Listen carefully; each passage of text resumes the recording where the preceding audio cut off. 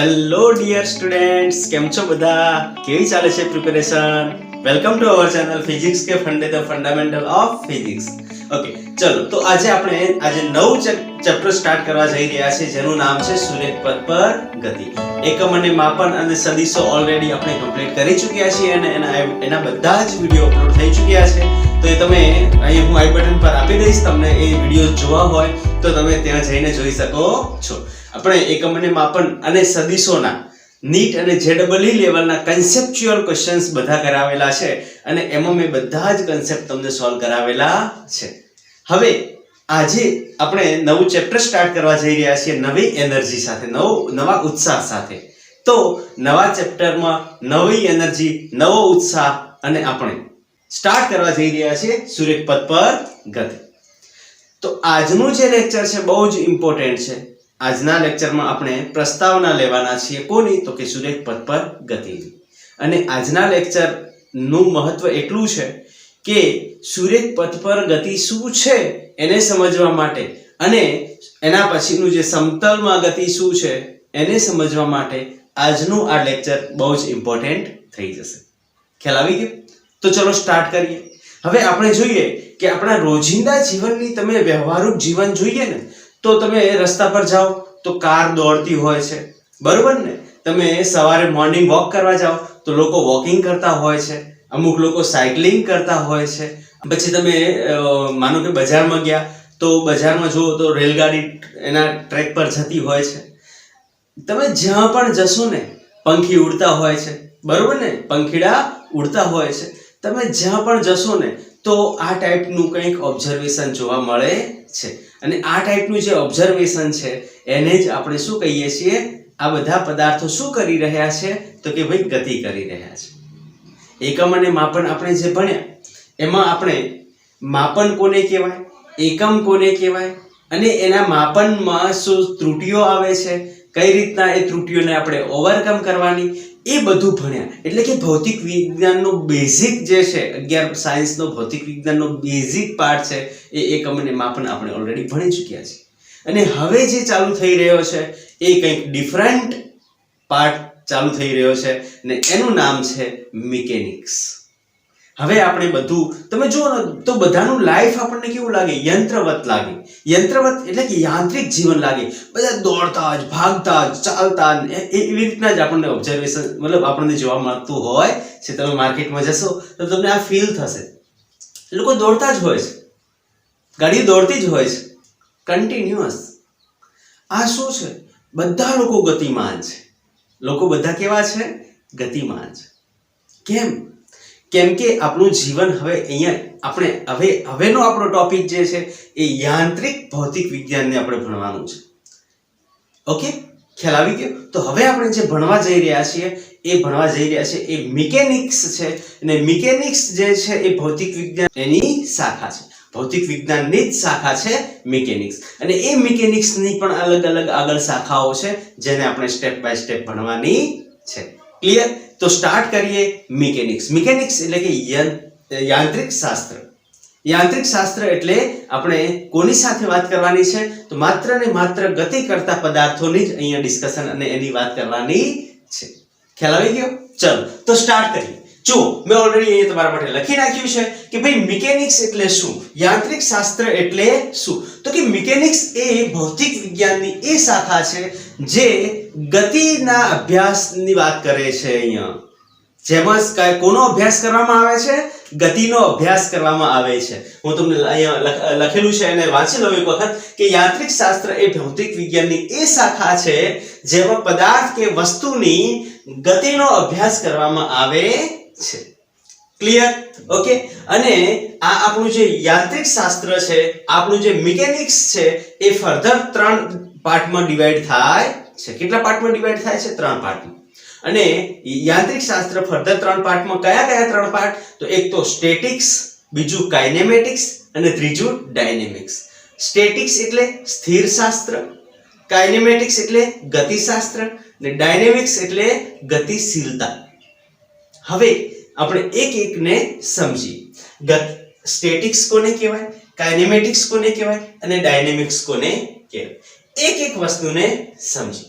પહેલા તમે આટલું લખી નાખો, એના પછી આપણે વાત કરીએ સ્ટેટિક્સની, એના પછી વાત કરશું કાઇનેમેટિક્સની, ને એના પછી વાત કરવાના છીએ ડાયનેમિક્સની. લખી નાખો પહેલા તમે આટલું. તો મિકેનિક્સ એટલે કે યાંત્રિક શાસ્ત્ર છે એ 3 ભાગમાં ડિવાઈડ કરેલું છે. એક આપણું સ્ટેટિક એટલે કે સ્થિર શાસ્ત્ર, બીજું ગતિશાસ્ત્ર અને ત્રીજું ગતિશીલતા એટલે કે dynamics. Statics, kinematics and dynamics. Okay, અને આ ત્રણે પાર્ટને આપણે ભણવા જઈ રહ્યા છીએ. બહુ ધ્યાનથી ભણશો. જો સૌથી પહેલા આપણે વાત કરી લઈએ સ્ટેટિક્સ. સ્ટેટિક્સ એટલે સ્થિર શાસ્ત્ર. અને સ્થિર શાસ્ત્ર એટલે શું? તો આપણે પદાર્થનો, જો આપણે યાંત્રિક શાસ્ત્રની વાત કરી, યાંત્રિક શાસ્ત્ર શું? તો કે એ ભૌતિક વિજ્ઞાનની શાખા. હવે સ્ટેટિક્સ જે છે એ કોની શાખા? તો યાંત્રિક શાસ્ત્રની શાખા. એટલે કે આપણું સ્થિર શાસ્ત્ર જે છે એ યાંત્રિક શાસ્ત્રની શાખા છે, અને જેમાં સ્થિર પદાર્થની કે સ્થિર વસ્તુનો અભ્યાસ કરવામાં આવે છે. અને અહીંયા એક મહત્વની વાત તમારે ધ્યાનમાં રાખવાની છે કે અહીં સ્થિર પદાર્થ જે છે એ સમય પર આધાર એટલે કે સમય ઘટક પર આધાર રાખતું નથી. ખ્યાલ આવી ગયો? સમય પર આધાર રાખતું નથી. ક્લિયર? ઓકે, તો અહીં મેં વ્યાખ્યા લખાવી દીધી છે, તમે જોઈ શકો છો કે સ્ટેટિક્સ કોને કહેવાય? તો કે ભાઈ સ્થિર શાસ્ત્ર. અને સ્થિર શાસ્ત્ર એ યાંત્રિક શાસ્ત્રની શાખા છે જેમાં સ્થિર અથવા સ્થિત પદાર્થનો અભ્યાસ કરવામાં આવે છે. એના પછી સેકન્ડ અને એક મહત્વની વાત કે સમય ઘટકની કોઈ અસર થતી નથી. એનો મતલબ કે અહીં કોઈ પણ પદાર્થ સ્થિર હોય તો એના પર સમયની કોઈ અસર થતી નથી. હવે પદાર્થને સ્થિર ક્યારે કહેવો એના ઉપર આપણે ડિસ્કશન કરવાના છીએ. ડોન્ટ વરી, હે ને? જ્યારે આપણે સ્થિર અને ગતિ આ બંનેનો સમન્વય ભણશું ને ત્યારે એમાં હું કરાવવાનું છું. ટેન્શન ના લો, હું બધું કરાવીશ. ઓકે, હવે એના પછી ગતિશાસ્ત્ર. તો ગતિશાસ્ત્ર, કાઇનેમેટિક્સ, આપણા જે ત્રીજું ને ચોથું ચેપ્ટર જે છે સૂર્યપથ પર ગતિ અને સમતલમાં ગતિ, એમાં આપણે શું ભણવાના છીએ? ગતિશાસ્ત્ર ભણવાના છીએ. અને ન્યૂટનના નિયમોમાં ડાયનેમિક્સ ભણવાના છીએ. ખ્યાલ આવી ગયો? ગતિશાસ્ત્ર એટલે કે કાઇનેમેટિક્સ કોને કહેવાય? તો કાઇનેમેટિક્સને સમજવા માટે હું તમને એક સિમ્પલ એક્ઝામ્પલ આપું. માનો કે કોઈ પણ પદાર્થ સ્થિર છે, અથવા માનો કે v વેગથી અથવા u વેગથી એ જતો હોય છે, અથવા માનો કે ચલો સ્થિર છે અને એના ઉપર આપણે ધક્કો લગાવ્યો અથવા બળ લગાવ્યું, અને બળ લાગવાથી એ પદાર્થ શું કરે છે? એ જગ્યાએથી બીજી જગ્યા પર સ્થાનાંતરિત થાય છે. એ પોતાની પોઝિશન બદલે છે, પોતાનું સ્થાન બદલે છે. અહીંયાથી મેં ધક્કો માર્યો, કોઈ પણ પદાર્થ છે, માનો કે આ પદાર્થ છે, આને મેં અહીંયાથી બળ લગાવ્યું. બળ લગાવવાના કારણે એ પદાર્થ જે છે એક જગ્યાએથી બીજી જગ્યા એટલે કે આ જગ્યાએથી આ જગ્યા પર આવે છે, આ જગ્યાથી આ જગ્યા પર આવે છે. એણે શું કર્યું? સ્થાન બદલ્યું. અને અહીંયા સ્થાન બદલવું એને આપણે શું કહીએ છીએ? સ્થાનાંતર ભણવાના છીએ. અંતર અને સ્થાનાંતર બધું જ ભણવાના છીએ. ડોન્ટ વરી, પણ હું ખાલી અત્યારે ટોપિકને સમજાવી લઉં. ખ્યાલ આવી ગયો? ચલો, તો આ જે મેં એને ધક્કો માર્યો અને એના કારણે, કોના ધક્કાના કારણે આ પદાર્થ આ જગ્યાએથી આ જગ્યા પર આવ્યો, અને એ ધક્કાના કારણે જે પદાર્થ પર અસર જોવા મળી, શું અસર જોવા મળી? તો કે એણે આ જગ્યાથી આ જગ્યા પર આવે છે, એણે સ્થાન બદલ્યું. અહીંયા મેં બળ લગાવ્યું, બળ લાગવું એ કારણ થયું, અને બળના કારણે એ પદાર્થ એક જગ્યાએથી બીજી જગ્યા પર જાય છે. એ શું થઈ જશે? યસ, વેરી ગુડ, એ એની અસર થઈ જશે. અને એ જે અસર જોવા મળે છે એટલે કે એક જગ્યાથી બીજી જગ્યા પર સ્થાનાંતરિત થવું. માનો કે કોઈ પણ પદાર્થ છે, બરોબર, એ v વેગથી જઈ રહ્યો છે અને u વેગથી જઈ રહ્યો છે, અને શરૂઆતી વેગ આપણે u1 માની લઈએ કે u વેગથી જઈ રહ્યો છે. એના ઉપર મેં પાછળથી ટ્રક મારી દીધી, અને નેનો જઈ રહી છે એક વેગથી, u વેગથી. પાછળ મેં ટ્રકથી મારી દીધું. હવે નેનો જે છે એની સ્પીડમાં વધારો થશે, કંઈક એની ઝડપમાં કંઈક ફેરફાર થશે, અને આ જે વેગમાં ફેરફાર થયો, આની ઝડપમાં જે ફેરફાર થયો એ શું થયું? તો પેલો ધક્કો લાગ્યો, એની અસર જોવા મળી. અને આ જે અસર જે છે એ આપણે ગતિશાસ્ત્રમાં ભણવાના છીએ. અને જે ધક્કો હતો, જે કારણ, આ ગતિમાં ફેરફાર થયો, પણ ગતિમાં ફેરફાર થવાનું કારણ શું? તો કે પાછળથી ટ્રકે ટક્કર મારી, ધક્કો માર્યો, બળ લગાવ્યું. એ થઈ જશે આપણી ગતિશીલતા, અથવા એને ડાયનેમિક્સ કહેવાશે. ખબર પડી કે ના પડી? ગતિશાસ્ત્ર અને ડાયનેમિક્સ એટલે કે કાઇનેમેટિક્સ અને ડાયનેમિક્સમાં આ સમજવામાં બહુ ભૂલ કરતા હોય છે છોકરાઓને, બહુ ડિફિકલ્ટી પડતી હોય છે કે આ બંનેમાં શું તફાવત. એક જ તફાવત સિમ્પલ તમારે ધ્યાનમાં રાખવાની. તમારા મગજમાં ધ્યાનમાં રાખો, એક પદાર્થ મેં અહીંયા મૂકી દીધો, બીજો પદાર્થ મેં અહીંયા મતલબ એક જ પદાર્થ છે, અહીંયા મૂકી દીધો. હવે મેં એના ઉપર બળ લગાવ્યું. હવે બળ લાગ્યું, એના લીધે આ પદાર્થ એક જગ્યાએથી બીજી જગ્યાએ સ્થાનાંતરિત થયો, અથવા એના વેગમાં ફેરફાર થયો, અથવા એના પ્રવેગમાં ફેરફાર થયો, અથવા એના ઝડપમાં ફેરફાર થયો. મતલબ બળ લગાવવાથી જે એની સ્ટેટ, એની સ્થિતિમાં ફેરફાર થાય છે, એ કાં તો સ્થાન બદલે છે, કાં એના વેગમાં ફેરફાર થાય છે, કાં એના ઝડપમાં ફેરફાર થાય છે. કહેવાનો મતલબ કે અહીંયા કયો ફેરફાર જોવા મળે છે? તો કે સ્થિતિનો ફેરફાર. મતલબ અહીંયા જે સ્ટેટ છે, સ્ટેટમાં ફેરફાર જોવા મળે છે, ને એનું સ્ટેટ બદલાય છે, એનું સ્ટેટ બદલાય છે. સ્ટેટ એટલે સ્થિતિ, સ્થિતિમાં થતો ફેરફાર, હે ને, સ્થિતિમાં થતો ફેરફાર. બરોબર? કોઈ પણ પદાર્થ, ચલો હું એક એક્ઝામ્પલ અહીંયા સમજાવી દઉં. ઓકે, આ પદાર્થ છે, આ જગ્યા પર પડ્યો છે, મેં એના ઉપર કંઈક બળ F લગાવી દીધું, અને બળ આના ઉપર લાગવાથી એ પદાર્થ પોતાની પોઝિશન બદલીને આ જગ્યા પર આવી જાય છે. મતલબ એણે શું કર્યું? અહીંયા સ્થાનાંતર કર્યું. કેટલું અંતર? તો કે d અંતર. અને આ જે જો આ જે છે, આ એનો કારણ થઈ ગયું.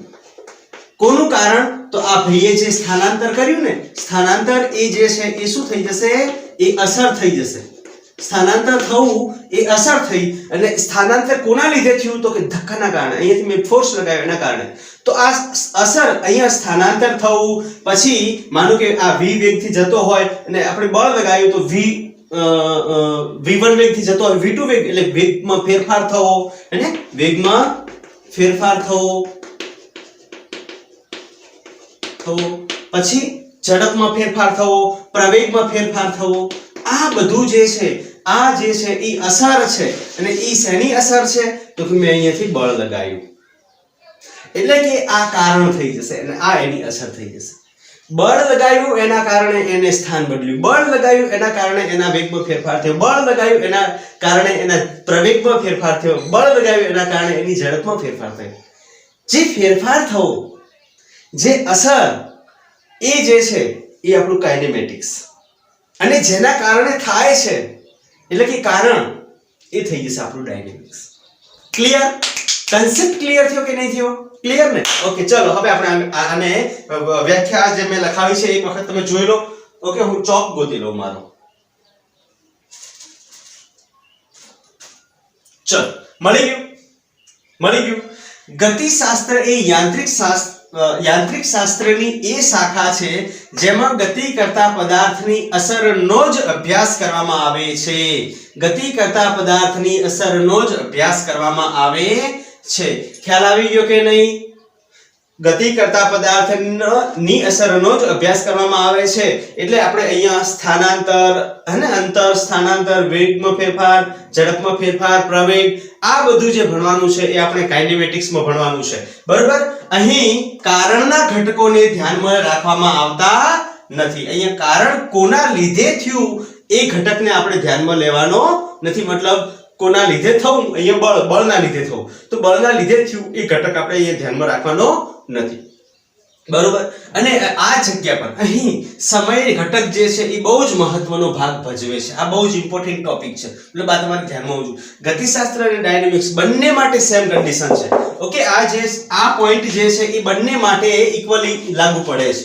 ઓકે, ગતિશાસ્ત્ર અને એટલે કે કાઇનેમેટિક્સ અને ડાયનેમિક્સમાં બંનેમાં આ જે પોઈન્ટ છે બહુ જ ઇક્વલી લાગુ પડે છે. સિમ્પલ. હવે આપણે આવી ગયા ડાયનેમિક્સ પર. ડાયનેમિક્સમાં જોઈએ તો ગતિશીલતા એ યાંત્રિક શાસ્ત્રની એ શાખા છે જેમાં ગતિના કારણનો અભ્યાસ કરવામાં આવે છે. કોનો અભ્યાસ કરવામાં આવે છે? ગતિના કારણનો અભ્યાસ કરવામાં આવે છે. અને એ અહીંયા કોણ? તો કે બળ. અને બળને આપણે ક્યાં ભણવાના છે? તો ગતિના નિયમો, ન્યૂટનના ગતિના નિયમો, ન્યૂટનનો નિયમ, પહેલો નિયમ, બીજો નિયમ, હે ને, એ બધા જે નિયમો ભણવાના છે. એટલે કે આપણું પાંચમું ચેપ્ટર, ને પાંચમા ચેપ્ટરમાં આપણે ડાયનેમિક્સ ભણશું. કાઇનેમેટિક્સ આપણે આપણું જે છે સમતલ માં ગતિ અને સૂર્યપથ પર ગતિ જે છે એમાં આપણે કઈ શું ભણવાના છીએ? તો ગતિશાસ્ત્ર ભણવાના છે. ખ્યાલ આવી ગયો? અને જે આપણે ન્યૂટનના નિયમો છે એટલે કે પાંચમું ચેપ્ટર આપણે શું ભણવાના છીએ? ડાયનેમિક્સ એટલે કે ગતિશીલતા ભણવાના છીએ. તમને આ કન્સેપ્ટ ક્લિયર થયો ને? ક્લિયર? લખી નાખો ચલો જલ્દીથી.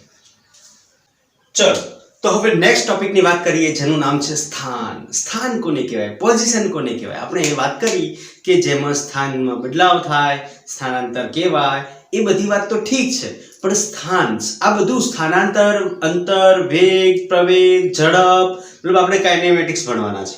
તો આ બધું ભણતા પહેલા આપણા મગજમાં એ વસ્તુ ખ્યાલ હોવી જોઈએ કે સ્થાન કોને કહેવાય. સ્થાન શું છે? વોટ ઇઝ સ્થાન? What is position? પોઝિશન શું છે એને આપણે સમજી લઈએ. ખ્યાલ આવી ગયો? ઓલરેડી મેં સદીશોમાં તમને ભણાવેલું છે, પણ કદાચ તમારા ધ્યાનમાં ના હોય અને તમે ના ભણ્યા હો પ્રોપર તો કંઈ ગભરાવાની જરૂર નથી, હું અહીંયા કરાવવાનો છું. અને જો તમારે ઈચ્છા થાય કે મારે ભણવું છે તો તમે અહીંયા સદીશો જે છે અને આપણું પ્લેલિસ્ટ આખું છે અને દરેક ચેપ્ટરનું, જેમ કે સદીશો માટે કયું સદીશો અને પછી એકમ અને માપન, પછી સુરેખ પદ પર ગતિ, એમ બધા જ વિડીયોના જે છે પ્લેલિસ્ટ મેં બનાવેલા છે. તમે ત્યાં પ્લેલિસ્ટમાં જઈને વિડીયોઝ જોઈ શકો છો, બધા વિડીયો જોઈ શકો છો. ઓકે ચલો તો અહીંયા વાત કરીએ આપણે સ્થાન કોને કહેવાય. હવે એના માટે મેં એક સરસ મજાનું એક્ઝામ્પલ લીધું છે તમારા માટે અને એ એક્ઝામ્પલ પરથી આપણે સ્થાન કોને કહેવાય એને સમજીએ. હવે સ્થાન કઈ રાશિ છે એને પણ આપણે સમજશું. સર સ્થાનમાં કયા રાશિ આવે? યસ, એમાં પણ રાશિ આવે. કઈ રાશિ છે એને સમજવાની છે. ચલો ભાઈ તો આપણે વાત કરીએ અહીંયા જે છે એ છગનલાલ બેઠા છે. ઓકે, છગનલાલ, અહીંયા મગનલાલ, ઓકે, અને અહીંયા પોપટલાલ. ત્રણ લાલ બેસાડી દીધા છે અને લાલ શું કરે છે? તો ભાઈ જ્યારે છગનલાલ અહીંયા કંઈક ઓબ્જેક્ટ, અહીંયા કંઈક વસ્તુ મૂકેલું છે, આ જગ્યા પર કંઈક વસ્તુ મૂકેલું છે અને છગનલાલ જે છે એ વસ્તુથી પૂર્વ દિશામાં બેઠા છે. મગનલાલ જે છે એ મતલબ એ વસ્તુ જે છે એ વસ્તુથી ઉત્તર તરફ બેઠા છે. અને માનો કે તાજમહેલ છે અહીંયા, હે ને, તાજમહેલ. છગનલાલ જે છે એ તાજમહેલની પૂર્વ તરફ, મગનલાલ જે છે એ ઉત્તર તરફ અને પોપટલાલ જે છે એ તાજમહેલની કઈ બાજુ? તો કે ભાઈ પશ્ચિમ તરફ ઊભા છે. બરોબર ને? પશ્ચિમ તરફ. ક્લિયર? ઓકે ચલો હવે અહીંયા સ્થાન એક એવો મતલબ એવી કન્ડિશન છે કે જે ડિપેન્ડ્સ કરે છે અવલોકનકાર ઉપર, કે અવલોકનકાર કઈ જગ્યાએથી એ વસ્તુને અવલોકન કરે છે અથવા ઓબ્ઝર્વ કરે છે.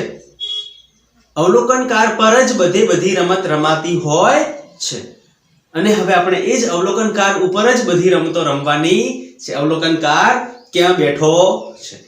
જો એ સિસ્ટમથી બહાર બેઠો હોય, તંત્રથી બહાર બેઠો હોય તો ઇનર્શિયલ થઈ જશે, તંત્રની અંદર બેઠો હશે તો નોન ઇનર્શિયલ થઈ જશે. રેફરન્સ, ફ્રેમ ઓફ રેફરન્સ પણ આપણે ભણવાનું છે. નિર્દેશ ફ્રેમ, ઓકે, નિર્દેશ ફ્રેમના પણ પ્રકારો છે, બધું ભણાવવાનું છે, ડોન્ટ વરી. ચલો આપણે અહીંયા વાત કરીએ. તો છગનલાલને પૂછવામાં આવ્યું કે છગન કાકા કે બોલો ભાઈ કે છગન કાકા તાજમહેલ કઈ બાજુ આવ્યો? તો છગન કાકાએ કીધું કે 3 મીટર કઈ દિશા? પશ્ચિમ દિશામાં. બરોબર ને? 3 મીટર. હવે આ છગન કાકા અહીંયા ઊભા, છગન કાકાથી 3 મીટર આ અને 3 મીટર કઈ દિશા? તો છગન કાકાની આ દિશા કઈ? તો કે ભાઈ પશ્ચિમ તરફ. બરોબર. પછી કોને પૂછવામાં આવ્યું? તો કે ભાઈ મગન કાકાને પૂછવામાં આવ્યું. મગન કાકા તાજમહેલ ક્યાં? તો મગન કાકાએ જવાબ આપ્યો કે ભાઈ 4 મીટર કઈ દિશામાં? 4 મીટર કઈ દિશામાં? દક્ષિણ તરફ. 4 મીટર કઈ દિશામાં? દક્ષિણ તરફ. બરોબર. એના પછી પોપટલાલને પૂછવામાં આવ્યું કે પોપટ કાકા અરે યાર પોપટલાલ તો લખાતા બી નથી. ઓકે, પોપટ કાકા તાજમહેલ કઈ બાજુ? તો પોપટ કાકા તો કઈ બાજુ ઊભા હતા? પશ્ચિમ તરફ. તો કઈ બાજુ જવાબ આવશે એમનો? પૂર્વ તરફ. તો પોપટ કાકા કઈ કીધું? 5 મીટર પૂર્વ તરફ. હવે તમે અહીંયા વસ્તુને ઓબ્ઝર્વ કરો કે દરેક છગન કાકા, મગન કાકા અને પોપટ કાકા, ઓકે, છગનલાલ, મગનલાલ, પોપટલાલને પૂછવામાં આવે છે તો દરેકનો જવાબ કંઈક અલગ મળે છે ને દરેકની દિશા પણ અલગ મળે છે. તમે જુઓ, છગન કાકા 3 મીટર અને પશ્ચિમ તરફ, મગન કાકા 4 મીટર અને દક્ષિણ તરફ, પોપટ 5 મીટર અને પૂર્વ તરફ. ખ્યાલ આવી ગયો? એનો મતલબ એમ થયો કે અહીંયા કોઈ પણ પદાર્થનું સ્થાન જે છે ને એ કોના પર આધાર રાખે છે? તો ત્યાંથી અંતર, એટલે કે અંતર અને બીજું કોનું? દિશા પર આધાર રાખે છે. ખ્યાલ આવી ગયો? સ્થાન જે છે, તો ચલો અહીંયા લખાઈ દઉં. અહીંયા આનું ઇરેઝ કરીને થોડું અહીંયા લખાઈ દઈશ એટલે તમને ખ્યાલ આવશે. અહીંયા લખાઈ દઈએ. કોઈ પણ પદાર્થનું સ્થાન રાખે છે. ખ્યાલ આવી ગયો? કોઈ પણ પદાર્થનું સ્થાન અવલોકનકારથી કેટલા અંતરે અને કઈ દિશા એમ બે ઘટકો પર, જો કેટલું અંતર અને કઈ દિશા એમ બે ઘટકો પર આધાર રાખે છે. તેથી આપણે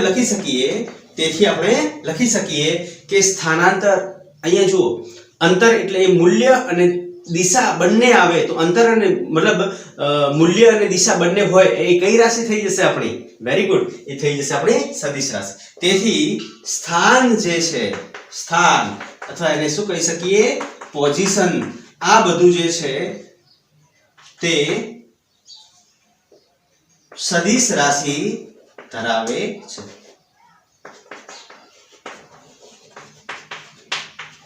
ખ્યાલ આવી ગયો? સ્થાન કઈ રાશિ, પોઝિશન જે છે કઈ રાશિ ધરાવે છે? સદિશ રાશિ ધરાવે છે. ક્લિયર? ખ્યાલ આવી ગયો ને? ઓકે, તો અહીંયા સ્થાન જે છે એ કઈ રાશિ થઈ જશે? સદિશ રાશિ થઈ જશે.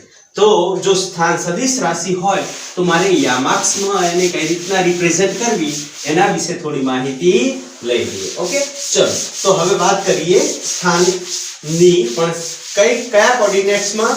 યામાક્ષમાં. બરોબર ને? કોઓર્ડિનેટ્સની વાત કરી લઈએ. ક્લિયર?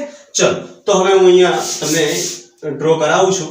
જો આપણને ખ્યાલ છે આ x એક્સિસ થાય, ઓકે, આ y એક્સિસ થાય અને આ કઈ x થશે? z x. અને માનો કે આ x y અને z અહીંયા આ કોઈ પોઈન્ટ x મતલબ કોઈ પોઈન્ટ p છે અને p જે છે એ આ જગ્યા પર છે અને એના જે કોઓર્ડિનેટ્સ છે x y અને z એમ ત્રણ કોઓર્ડિનેટ્સ છે. એનો મતલબ શું થયો કે p બિંદુ x માં આટલું છે, y માં આટલું છે અને z માં આટલું છે. મતલબ p બિંદુનું સ્થાન આ જે છે આ એનો ઉદ્ગમ બિંદુ કહેવાય. આ o બિંદુ જે છે અહીંયા o બિંદુ જે છે એ શું થશે? ઉદ્ગમ બિંદુ. અને ઉદ્ગમ બિંદુ એ ઓરિજિન કહેવાય. બરોબર ને? એને શું કહેવાય? ઓરિજિન કહેવાય. ઓરિજિન એટલે કે આપણે બધા જ અંતરો આ ઉદ્ગમ બિંદુથી જ ગણવાના થશે અને આ જે છે એને યામાક્ષ કહેવાય. બરોબર ને? યામાક્ષમાં આપણે સ્થાનને દર્શાવવું જરૂરી છે. મતલબ o જે છે એ ઉદ્ગમ બિંદુ થઈ જાય અને p જે છે એ પદાર્થનું સ્થાન છે. અહીંયા પદાર્થનું સ્થાન, અને પદાર્થનું સ્થાન આપણને કઈ રીતના આપી દીધું છે? તો કે x y અને z માં આપી દીધું છે. એનો મતલબ એમ થયો કે આ જે પદાર્થ છે એ 3D માં છે, 3 ડાયમેન્શનમાં છે. બરોબર? 3 ડાયમેન્શન એટલે કે x y અને z ત્રણમાં છે. અચ્છા, માનો કે p જે છે એ x અને y માં હોય તો કયા સમતલની વાત આવી જશે? માત્ર ને માત્ર x y આ સમતલની વાત આવી જાય. માનો કે એ જે છે આપણું y z માં હોય તો આ સમતલ આવી જશે અને x z માં હોય તો આ સમતલ આવી જશે. ખ્યાલ આવી ગયો? આ એક સમતલ.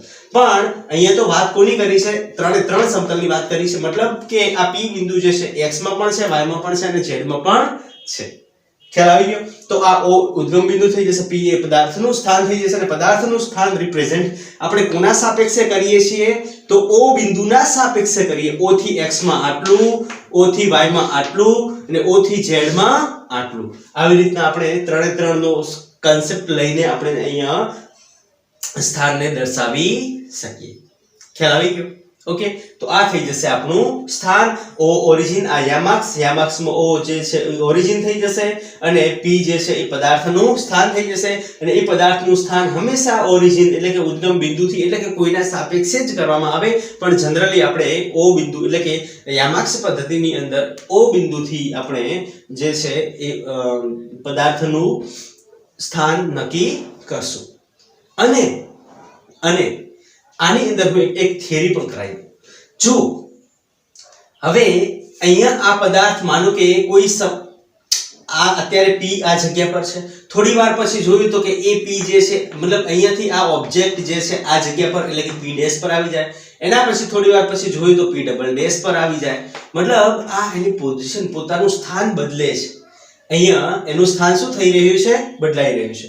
હવે જો આપણે મેં તમને ઓલરેડી સ્થાન સદિશ સમજાવેલું છે ને, સ્થાન એ સદિશ રાશિ છે અને એના માટે મેં સ્થાન સદિશ તમને સમજાવેલું છે.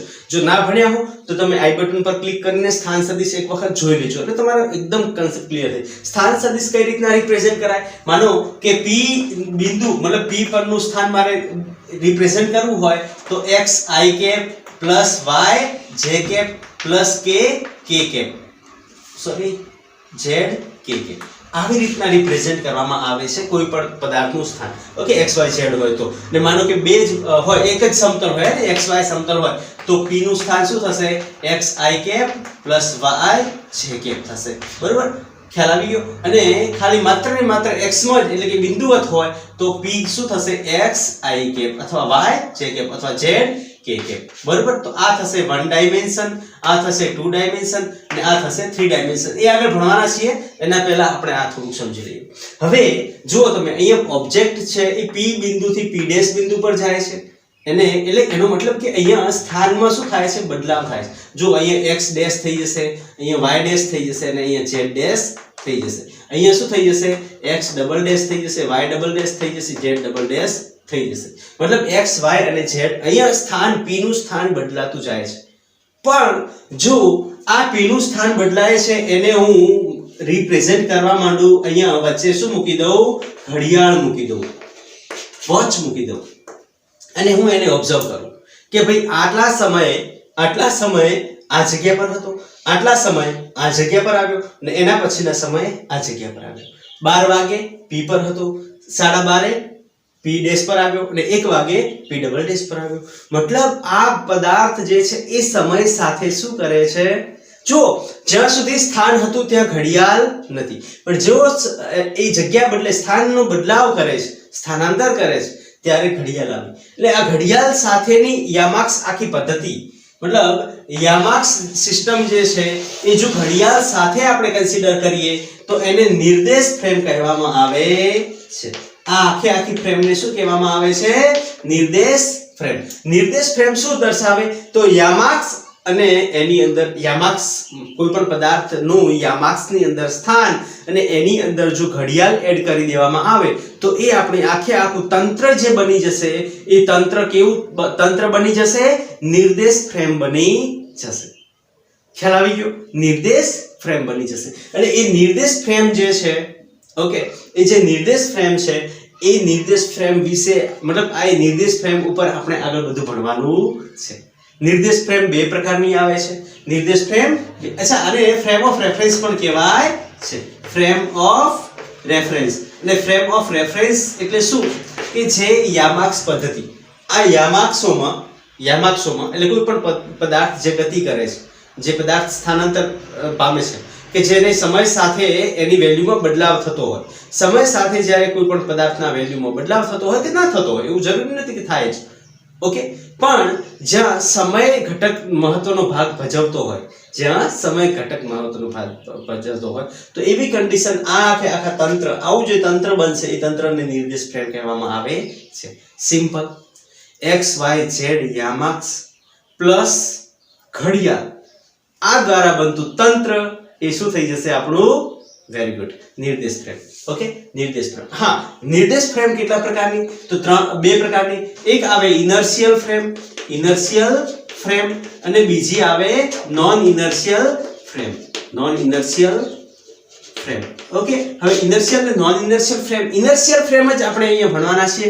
નોન ઇનર્શિયલ ફ્રેમનો કન્સેપ્ટ હું તમને 5મા ચેપ્ટરમાં એટલે ગતિના ન્યૂટનના ગતિના નિયમો જે છે એની અંદર હું કરાવવાનો છું, એટલે એ તમારે ગભરાવાની જરૂર નથી.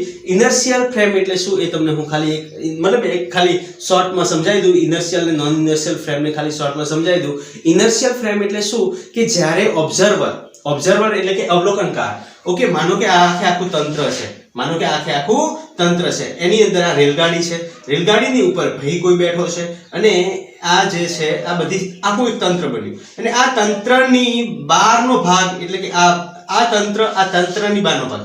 હવે આ તંત્રની બહારનો ભાગ એટલે કે અહીંયા જે કોઈ અવલોકનકાર હોય, ઓકે, અવલોકનકાર જે છે એ આખા નિર્દેશ ફ્રેમ, આ આખું આપણું શું થઈ ગયું, નિર્દેશ ફ્રેમની એટલે કે તંત્રની બહાર હશે ત્યારે જે બનશે એ ઇનર્શિયલ ફ્રેમ બનશે.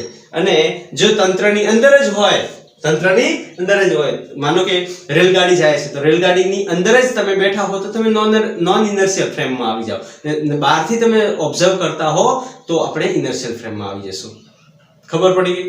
અને હું એક સ્ટેપ બાય સ્ટેપ સમજાવીશ. ઓકે, તો આજનું લેક્ચર આપણે અહીંયા સુધી જ રાખશું. નેક્સ્ટ લેક્ચરમાં આપણે ભણવાના છીએ આ નિર્દેશ ફ્રેમ એટલે કે inertial frame, frame of reference, આને થોડું ડીપમાં કરવાના છીએ, એના બે પ્રકાર જે છે એના વિશે થોડું ડિસ્કશન કરવાના છીએ. અને એના પછી આપણે ગતિ અને સ્થિતિ આ બેનો કન્સેપ્ટ સમજવાનો છે. અને પછી ગતિના પ્રકારો ભણી લેશું. અને એના પછી ગતિના પ્રકારો ભણ્યા પછી આપણે ડાયરેક્ટ વાત કરવાના છીએ કાઇનેમેટિક્સ એટલે કે આપણે આપણું ચેપ્ટર સ્ટાર્ટ કરવાના છીએ. ઓકે, પ્રોપર વેમાં ચેપ્ટર ચાલુ થશે. ત્યાં સુધી તમે જે અહીંયા હું કરાવું છું એ તમે નોટ ડાઉન કરતા રહેજો, તમારી તબિયત સાચવજો, રિવિઝન ખાસ કરતા રહેજો. રિવિઝન જ તમને તમારો ઉદ્ધાર કરશે. અધરવાઇઝ તમે એક વખત વાંચીને મૂકી દીધું અને પછી 10 દિવસે ખોલશો તો ફરીથી બધું નવું હશે. તો રિવિઝન રેગ્યુલર થતું જાય એનું ખાસ ધ્યાન રાખજો અને તમારી તબિયત સાચવજો. All the best.